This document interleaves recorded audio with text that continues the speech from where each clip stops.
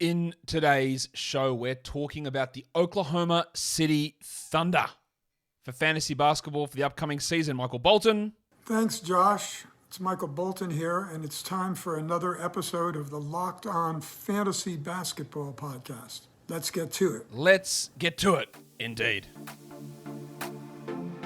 You are Locked On Fantasy Basketball, your daily fantasy basketball podcast, part of the Locked On Podcast Network.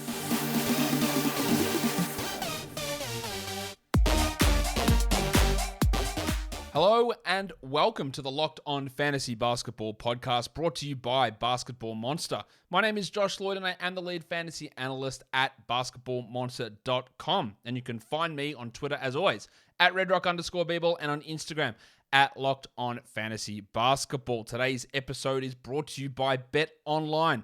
BetOnline has you covered this season with more props, odds, and lines than ever before. BetOnline is where the game starts. Thank you for making Locked On Fantasy Basketball your first listen every day. We are free and we are available on all platforms. So we're here to talk about the Thunder. Team full of frustration, quite obviously. We're going to talk about them, their fantasy value, sleepers and busts, and all that sort of stuff of all the players on the roster. We're going to talk Locked On Fantasy Basketball Bowl as well, Warnie. Let's get it on, Gilly. If you are new to the show, welcome. I am running a 360-team fantasy basketball league for categories, a 360-team fantasy league for points. It's called the Locked On Fantasy Basketball Bowl, and you can enter it. Simply send an email, not yet, to lofbbowl@gmail.com. In the subject line, if you want in the Thunder division, you write Thunder Cats, not like the legendary 80s cartoon. Lino, what a legend. Thunder Cats, or if you want in the points league, you write Thunder Points. And then later on in the show, I will tell you something else to put in the body of the email. It's a 9-category league or a points league, no trades, waiver acquisitions, game played acquisition limits, and it all caps off with a 60-team battle royale to determine the final champion, $25 entry, $4,500 grand prize as well. So, that's that. Get your entries in. They're coming off the board. We don't have many teams left, don't have many spots left.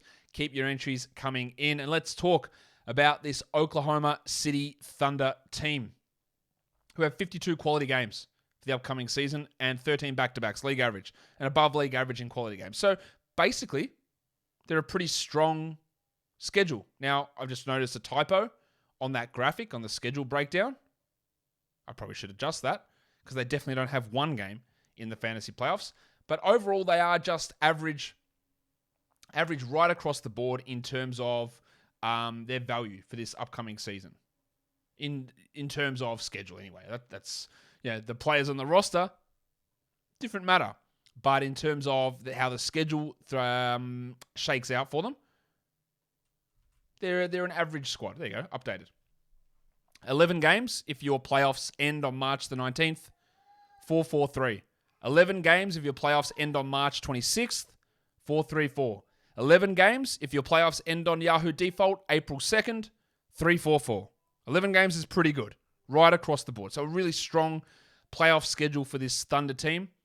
The question is, who's going to be playing for them? We know that they, in the final 2.5 to 3 weeks of the season, the last 2 years have egregiously tanked. They play 48 minutes of Georgios Kalaitzakis and Xavier, well, not Xavier, because he's not actually Xavier, because it starts with a Z. Xavier Simpson. Simpson, eh? Gabriel Deck. I could barely recognize my own dick. Just a bunch of no-name players. Teo Maledon getting big minutes. With the absence of Chet Holmgren, who's out for the season, will they do it again? I don't know. Shai Gilgeous-Alexander has legitimately been injured the last 2 seasons. I can't speak to Josh Giddey's hip injury. I know that Shai was injured, and I know that Lou Dort was injured. Lou Dort had surgery on a torn labrum in his shoulder. You don't cut someone open to tank. Shai got injured, came back and played, and was the number 3 overall player in the playoffs that ended on March the 20th, which is my recommended end date. And then for the last couple of weeks, he sat down with ankle soreness. The level of tanking gets overblown with this team. I'm not suggesting they won't do it or they won't be extra cautious with injuries. They've not really any shot of making the play-in. But people suggest that they're just sitting guys from January onwards, which just isn't true. This is why we want to avoid that last week or two of the season. That's why I like to end my seasons on March the 19th. To try and avoid most of the nonsense that goes on. And they will be a key component in the nonsense. They will probably, because they'll be bad again, they'll try to sit guys. It worked out for them getting Chet. The year before it didn't. Worked out getting Giddy, but they got pick 6. They fell down the lottery. And that's what the lottery is. That's why you can't, it's no point going super, super hard on the tank because you still might not get a high pick. You might get pick 5 instead of pick 1 or 2. But it's a legitimate risk. I think it's an overblown risk, and there is, I don't know how much on board Shea is with this sort of stuff, or even Giddy to a lesser extent with sitting games down the stretch. But again, it amounts to like 2.5 weeks, maybe 3 weeks of guys sitting down. It's not as much as you think it is. People, again, they just have it, the Thunder, it's disgusting, take their franchise away from them. Yeah, they've been bad. They're deliberately rebuilding, and they sit guys down. They've sat guys down for a few weeks at a time. Last season, it was, Giddy played like 1 or 2 games after the All-Star break. That's true. But I don't know. Did he have a legitimate injury? I'm not sure. Why would they bring Shea back from an injury and play him while resting Giddy? So that's, I guess that's the risk there. Like, someone like, we worry about Xavier Simpson. He played 4 games. This was not a long-standing thing. He played 4 games. Simpson did. Played 44 minutes a night. But sometimes it's overblown. But it still can impact things. The other thing that impacts what happens in terms of projections is what on earth happens with the front court now. Because their centers on this roster are Mike Muscala and Derek Favors, really. They're the only sort of center-sized guys. Favors isn't really. And then it's just a bunch of power forwards. It's Baisley, Robinson Earl, Wiggins, who's more of a small forward than anything. It's Pig Williams, the other Jalen Williams, the bad one. Are they just going to run all those guys random minutes? Will they settle on 2? I think it's Poku as well. We've got Pokusevski, who's not a center. He's a small forward, probably. He's probably more power forward. But he's probably more a small forward, honestly. Like, how do they run that front court mix? And maybe they run 6 guys a night in 20 minutes each. Maybe they settle on 2, which I think they probably will. 2 or 3 major guys. But without Chet there, they don't have real rim protection. They don't have center-sized players. And it's going to make things really tough for them. They're really well coached. They've got a very good coach. They've got some really good players. But the front court it's quite bad. And I don't know if anyone's good enough to actually stand out from that mix, even though there's plenty of opportunity to do so. But I'll tell you what's not bad. That's betonline.net, your number one source for all your pro and college football information and betting needs this season. You can find all the Football League developments, game matchups, news, and podcasts, including all of the Week 3 action over at betonline.net. Now, Oklahoma City doesn't have an NFL team, so let's pick a random team. Let's look at the odds for somebody for the NFL this week over at betonline.net. Who's a team here that doesn't have an equivalent? We've got a Week 4 game. The Jaguars and the Eagles, that's up. Wow, okay. We haven't even seen Week 3. We haven't even seen the Jaguars take on the Chargers yet. Titans are 2.5-point underdogs against the Raiders over on betonline.net after their smashing by the Bills. All of the Week 3 games, and evidently, the Week 4 games are up. It's the fastest and easiest way to check in on all your favorite sports and events, including Major League Baseball. Major League Baseball, MMA, yep. Boxing and golf. So head to the website or use your mobile device to learn more about the trends and the action. BetOnline is where the game starts. Breakout candidates. I don't want to include rookies in this list, so I'm not going to. I think 2 guys who could really sort of step it up, or have the opportunity to step it up this season. I've got Josh Giddey and Alexei Pokusevski. I think people are still not sold on Giddey. I was pretty big on him last season. I actually had him at number 6 before the draft. I thought that's where we'd go. I thought that's how good he was. I love that Thunder picked him. I had him as a nice sleeper for fantasy. He repaid that for me. I still think people are underselling what he does. Can he develop into someone who's at least a league average shooter? Because at the moment, he's not. Or a below average defender. He's not going to be an all-star level player. At least not this season or in the next few seasons. But I think in year 2, more aggression, better shooting. The passing's already elite. Like, can he establish himself as okay, no, this is actually a legitimate player. This is a legitimate backcourt, and they're sorted there, and we'll go from here. Or is it still going to be the doubts associated with it? The other guy who's got a chance, and this is why it's candidates, is the aforementioned Alexei Pokusevski. I don't think they will start him, but they could. They could start him and Baisley together in that front court mix. He has some stretch. Look, last season, the beginning of the year, terrible. Like, he was really bad. And then he came on towards the end of the year and started to play some good basketball. But that's 2 years in a row where he's been so bad, he's been sent to the G League to start the season. There's an opportunity after 3 years. He's still really young. He's one of the youngest players, if not the youngest player in his draft class. I think he's only 21 now. Let's have a look. He hasn't even turned 21. It doesn't turn 21 until December. And there's obviously an opportunity with minutes, with Chet out, for him to play a role.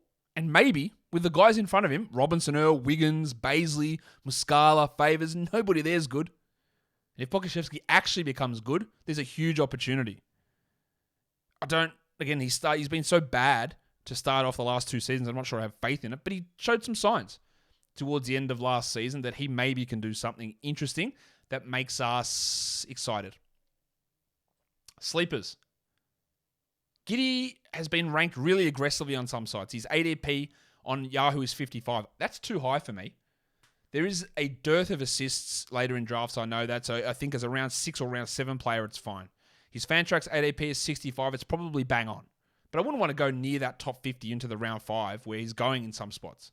But ESPN's got his ADP at 94. Now, they have updated his rank in category leagues, and that's been updated into the 60s, which is more in line with his actual value. He's at 78 in category leagues, which is pretty decent as well. But at the moment, his ADP sits at 94, so there's real value in getting him at 94. And then, there's not many other sleepers. Like, there's guys who are going to get minutes, like Poku, but he's actually being drafted at 130 on Yahoo. And I think, is that value? I don't know if it is. There's Baisley. He's being picked at 144. Is that actually a sleeper? I don't think so. But it's for deeper leagues. You got Jalen Williams, the Bronco. His ADP is 285 on Fantrax. I think he's got an opportunity to be a top 200 player as a rookie. The problem is Lou Dort is ahead of him, but I think he's going to get plenty of minutes. And I legitimately think he is a better prospect than Dort comfortably. Dort did just get the extension, the $17 million a year. That's totally fine as, the non-guarantee on it made it better. I thought overall they paid too much. But in terms of if you just want to sit a guy down or move him to a smaller role, $17 million for a role player is going to be totally fine in the next couple of years. So, if Jalen Williams does what I think he can do, interestingly, I'm just looking at this now. Holy shit, what is this? Jalen Williams on Yahoo has shooting guard, small forward, and center eligibility. Are these guys all right? Center eligibility. That's the rare shooting guard center combo, Jalen Bronco Williams. Yeah, I don't think he overtakes Dort this season, but I would be prioritizing him in fantasy over Dort longer term. And then there's Aaron Wiggins, who again might have an opportunity to start. Now, Wiggins is a guy that showed success as a pick 55 or 53, I think he was in the draft. Started games, he was 313th in 24 minutes, and the opportunity's there again without Chet. I don't think he's particularly good, but I would at least, as a guy who's got a chance to start and be a rotation player, I would at least consider him in 20-team leagues or 18-team leagues, and he's ranked at 376. He's, of course, not ranked on any of the other sites. So there's a little bit of upside there. No one really stands out as a points league option. Giddey is a better points league than category league player, but he's so aggressively ranked on Yahoo that he doesn't actually come in as a sleeper. On the busts side of things, no one really. I maybe could have said Giddey at 55. Maybe. But I'm not sure it really is. Is Shea a bust as an ESPN rank on points at 14? Maybe. But his ADP is 26, which is absolutely reasonable. He's 31 on Yahoo. That's reasonable. There's no real busts, I don't think, with this squad at the moment. But there are a bunch of guys that I can see being picked in the last round of drafts. And I just said I don't think Lou Dort's great long term. I think they're trying to make him into something with more usage than he should be. But now that Williams is here and there's Giddey and there's Shea, maybe a bigger role for Trey Mann, I don't know about that. but Dort shouldn't be getting that usage. He's shown he can be a good free throw shooter. He hits threes. He's scoring okay. His steals did drop and his defense did drop off last season. But as a last round pick, it's fine. He's got ADP's 144. That's fine. Same with Poku. If he falls out, like he's at 130, maybe a little bit high, but the upside's there. There's a top 80 upside in 30-minute Poku. I don't think we get that at all, but there is a top 80 upside in him. Baisley might start. Yeah, he is one of the worst shooters in the NBA. He's a terrible offensive player, but he can block some shots. And if he plays full-time center, maybe he blocks 1.2 shots. That's his upside. I don't think he gets there, but it's possible. And maybe he just only takes shots around the rim if he's playing more full-time center. And you could also look at Jeremiah Robinson-Earl. Jerry started a lot of games last season. They had an injury. Only played 23 minutes a night and ranked outside the top 250. That should come in quite a bit. And again, it's that opportunity. Baisley, Poku, Robinson-Earl. 2 of these guys are going to have to start at the 4 and the 5 and maybe play some extra minutes. We don't know who it's going to be or how they're going to run things. I think it'll be Robinson-Earl and Baisley. But Poku could easily jump in there, and he's got the best fantasy game out of that trio pretty comfortably. So they're all options to take a flyer on with that final pick in a category draft. Let's look at the roster. I've spoken a lot about Giddey already. Let's talk about Shai. 31 on Yahoo, 30 ADP Fantrax, 26 ESPN. So that's like early to middle third round. He was 30th in category leagues last season. He was 18th in points leagues last season. Yahoo points leagues, and 22nd in ESPN points leagues last season. Of course, the problem was he did miss a lot of games with that ankle problem. He also shot really, really poorly from 3. I do think that shooting number can come back up. I think he can establish, maybe I should have put him as a breakout. I think he can establish himself as an all-star adjacent player, if not an all-star. If this team was competing for the play-in, I think he would be an all-star player. The injury is what worries, the injury risk is what worries you, the shutdown risk, the fake injury, whatever you want to say. Like, that is somewhat of a worry, but it's not dissuading me from picking him at the end of the second round or start of the third round. And he is what we need to know for the Locked On Fantasy Basketball Bowl entry. You know the question I'm going to ask. Where did Shai rank in the Fantasy Basketball playoffs that ended on March 20th last season? The answer is third. Third. In totals over that time frame. Drop that in the subject of your email to get into the Locked On Fantasy Basketball Bowl. Now, could Shai actually be a top 10 player? Absolutely. He actually could. He could average 27, 5 and 6, 1.5 steals, 0.8, 0.9 blocks, 48, 85, hit 2.5 threes. Like, he shot really badly from 3. But he's one of the best drivers, if not the best driver in the NBA. A really strong finisher, a solid passer, good rebounder, good defender. Potential to be a good defender. He's had some moments, but offensive load has decreased defensive effectiveness. He's really good. Dort we've spoken about. Baisley we just spoke about. Again, really low upside, terrible shooter. There are minutes, but there are a bunch of other guys who can sort of cut in and cut some of that value away. And then Robinson and Poku's like, what do we expect from Poku? Poku was 245th in 20 minutes a game. You're going to have bad field goal percentage, but he blocks, he assists, he hits threes, he can rebound. There is a player in that. There's a fantasy contributor in that. And it's worth that flyer. But if we see him play 16 minutes a night, then you go, see you later. Or not bothering out. But if he starts every preseason game and they start running him with the starters, then you start getting interested in it. And you can get him. He's not even, he's at 154 on ESPN. Like, that's fine. Last round pick. Just try it out. Then there's Jalen Williams, who, again, I do have some really high hopes for. Now, he is older as a rookie. He's 21. He can defend, he can pass, he can score, he can hit threes. He won't do huge amounts of these things. He'll probably be deficient in efficiency this season. And the opportunity for minutes will probably have to come through injury, either to Dort, Giddey, or Shai. But if I was the Thunder and Mark Dagnott, I would be prioritizing him as my 6th man. He's the guy that comes off the bench and plays 27 minutes a night straight away. I don't think that'll happen. I think he'll ease into that. But that's what I see him being able to do at some point this season. And that's going to have some value. I am not a Trey Mann fan. People, I think, are well aware of that. I don't even know. I know it's his his second season. Where's the opportunity for minute upside here?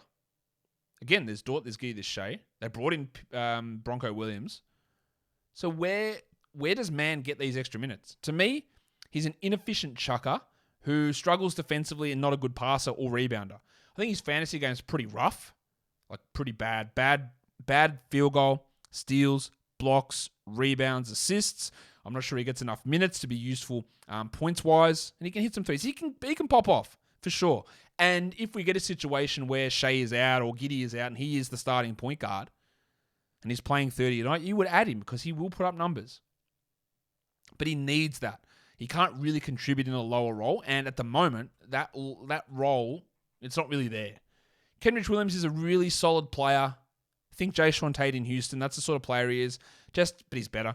Makes things go. He can pass. He can defend. If he could be more reliable shooting, he'd have value. With old mate Chet out, Pig Williams, the big Jalen Williams, is probably going to be a rotation play. Now, I'm not actually sure he's any good. But could he be the surprise like Robinson Earl or Wiggins last season, where they're late picks but they step into large roles? I guess the reason you're holding back from that is that Robinson Earl and Wiggins are still there. The guys who stepped into those roles last season are still there ahead of Williams. But he's at least one to watch. Wiggins can play a little bit, but not the most fantasy-friendly fantasy game. Him and Pig Williams and Poku and Baisley and Jerry Robinson Earl, Joe Rogan, we keep an eye on them and we see, but I think it's just going to be so mishy-mashy that nothing really stands out from the group. Then there's the two veterans, Mike Muscala and Derek Favors. Mike Muscala is actually quite a good player.